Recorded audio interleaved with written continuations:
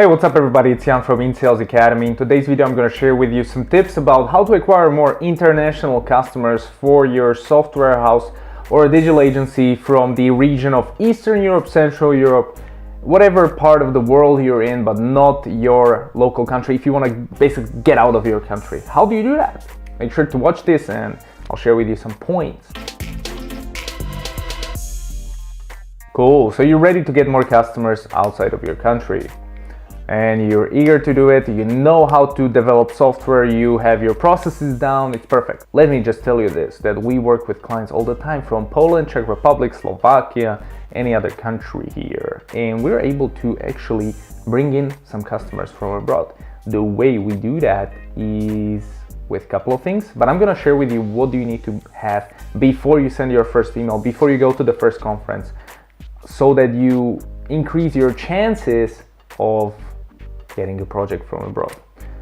First point, your English. Now I know some people have problems with this, but if your website is in, say, Polish language, and you have to click on the English to translate it to English and it doesn't really look good, some words are misspelled, complete turn off and you'll never hear from abroad clients.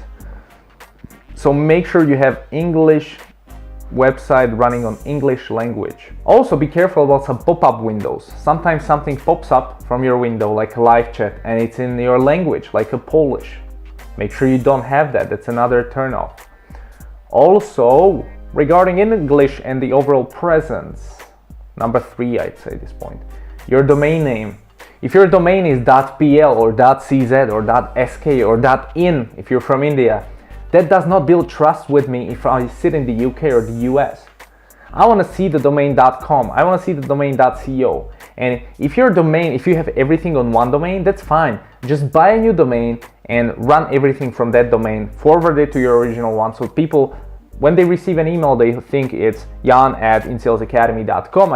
They click on insalesacademy.com and they go to your original one, which can be insalesacademy.cz. But they won't notice that because you actually send them an email from com or co.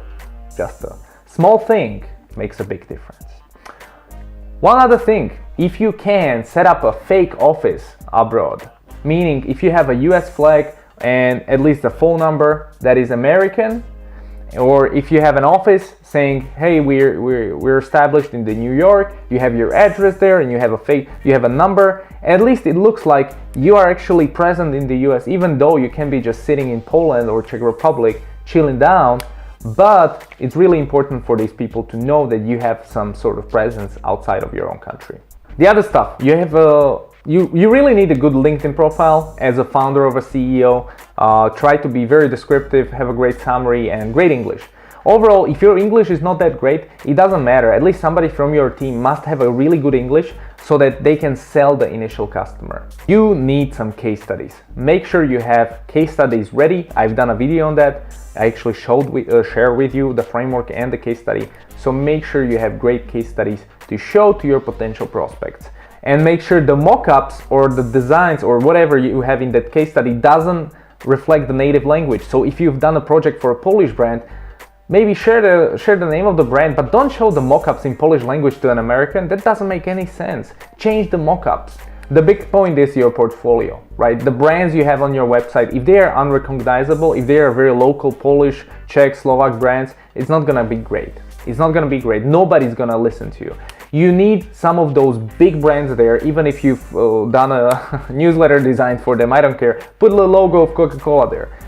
Now, those big logos are important, but you also can have some success stories. Maybe a startup you helped to build and it really became successful. Put it there.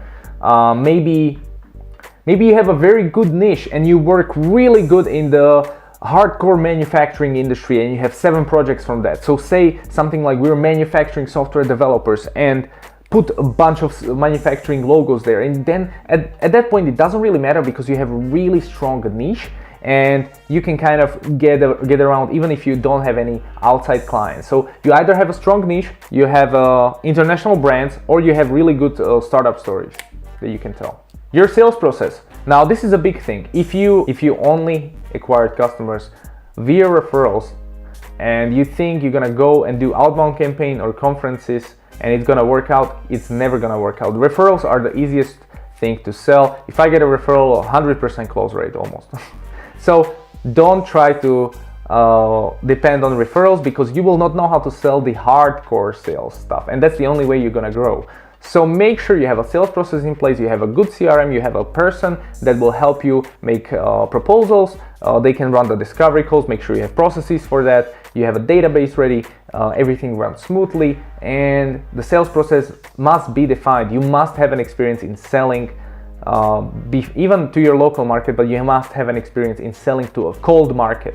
So meaning I send you an email, you don't know me, and I close you in 2 days. You must have an experience doing that. If you don't, it's not gonna work out. Sorry man, just stop right now. The last thing is to raise your prices. If you go to US and you charge $30, $40 for a project, it might sound ridiculous, to be honest.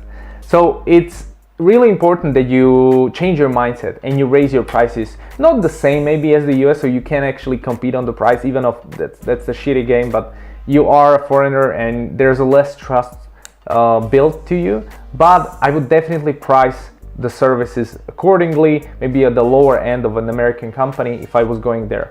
And I wouldn't try to compete on price at all, because they care about quality. Nobody cares about price. The guys who come to you about price requests from the websites or your SEO or any other channel, these are not good clients. They just want to screw you over and they just want the cheapest work. So you want to acquire high-level clients, high-value clients who will pay you and who will be happy with you. So make sure you do that. Be prepared to travel, and that's it. Then you can send your first email. So thank you very much for watching this. Hope that helped you. If you have any questions about acquiring international brands, make sure to comment below and I'll answer it. Thank you. See you next time.